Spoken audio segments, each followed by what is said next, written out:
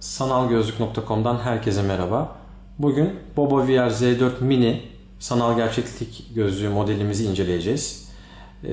Bildiğiniz üzere Bobo VR firması daha önceden Z4 modelini üretmişti. Z4 modeli üzerinde kulaklık olan sanal gerçeklik gözlüğüydü. Aynı gözlüğü şimdi de kulaklıksız olarak Z4 Mini modeliyle üretmeye devam ediyor firma. Her iki gözlük de şu anda satışta olan modeller. Dilerseniz gözlüğümüzü inceleyelim. Ürünün kutusuna baktığımız zaman kutu üzerinde ürün marka modeli Bobo VR Z4 olarak belirtilmiş. Firma ürünün FOV derecesini de yine kutu üzerinde 120 derece olarak belirtmiş. Kutu olarak abisi olan Bobo VR Z4 modelinden bir miktar daha ufak. Dilerseniz kutusunu açarak ürün incelememize başlayalım.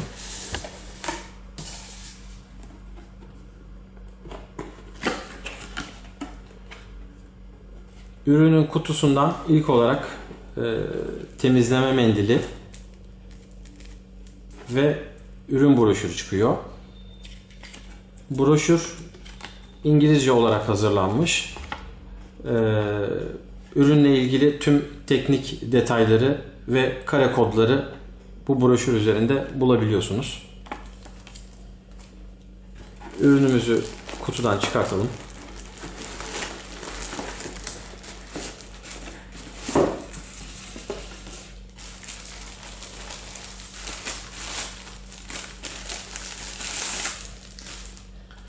Bobo VR Z4 Mini oldukça şık tasarıma sahip bir sanal gerçeklik gözlüğü. Ürünün kasası beyaz renkte göreceğiniz üzere. Ön tarafında bulunan kapak siyah renk, şeffaf bir kapaktan oluşuyor. Ürünün üzerinde kafa bandı hazır olarak geliyor. Tek yapmanız gereken şey kafa bandını kendi kafanıza uygun olacak şekilde ayarlamak ve sanal gerçeklik görüntülerini izlemek olacak. Bobo VR Z4 Mini'nin iki tane lens ayar mekanizması var. Bunlardan bir tanesi gözlüğün sağında ve solunda bulunan çevirme düğmeleri.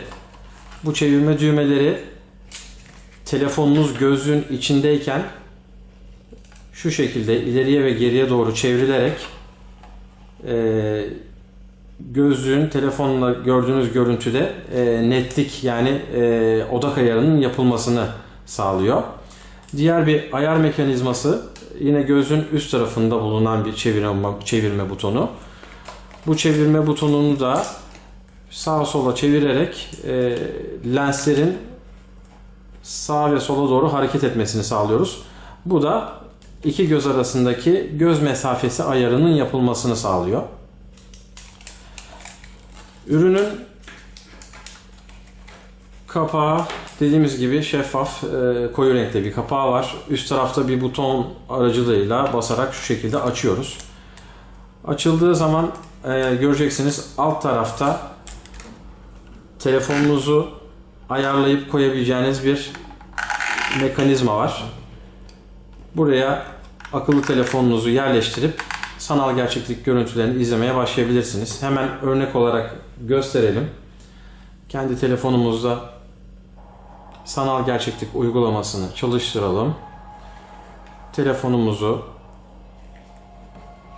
gözlüğün içine yerleştirelim ve bu mandalları, ayar mekanizması mandallarını sıkıştırıp telefonun en iyi şekilde oturmasını sağlayalım ve kapağı kapatalım.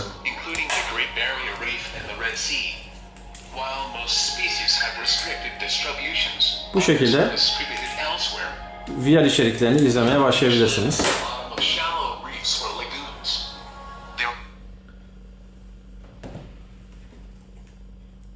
Bobo VR Z4 Mini'nin yüze temas eden bölümü yumuşak bir süngerden yapılmış. Oldukça konforlu bir sanal gerçeklik gözlüğü olduğunu söyleyebiliriz. Ürünün lensleri 35 mm çapında oldukça kaliteli lensler. Lenslerin kaliteli olması ve geniş bir çapta olmasının en önemli sonucu oldukça iyi bir FOV derecesi sağlaması. Yani FOV derecesi izlediğiniz görüntünün açısını ifade ediyor. Geniş bir açıdan izleme olanağı sağlıyor. Gözlüğün alt tarafında bir OK tuşu bulunuyor. Bu tuş ne işe yarıyor? Bu tuş sayesinde bazı uygulamalarda onaylama butonlarını bu şekilde basarak onaylayabiliyorsunuz. Bu da aslında Bluetooth kumanda almanıza gerek kalmadan gözlüğü kullanmanıza olanak sağlayan bir özellik. Onun haricinde gözlüğün Z4 modelinden tek farkının kulaklık olduğunu videonun başında söylemiştik. Dilerseniz Z4 modelimizi de şu şekilde yan yana koyalım. Göreceğiniz üzere boyut olarak birebir aynı ürünler. Aradaki şöyle daha iyi göreceksiniz. Boyut olarak birebir aynı ürünler. Aradaki tek fark Z4 modelinin kulaklıklı olması. Z4 Mini'de ise bu kulaklık ürünün üzerinden çıkartılmış durumda. Ürünün kapağının yan tarafında bulunan, sağında ve solunda bulunan boşluklardan telefonunuza dilerseniz kulaklık bağlantısı ya da şarj cihazı bağlantısı yapabilirsiniz. BoboVR Z4 Mini gözlüğün piyasadaki fiyat performans anlamında en iyi gözlüklerden bir tanesi olduğunu rahatlıkla söyleyebiliriz.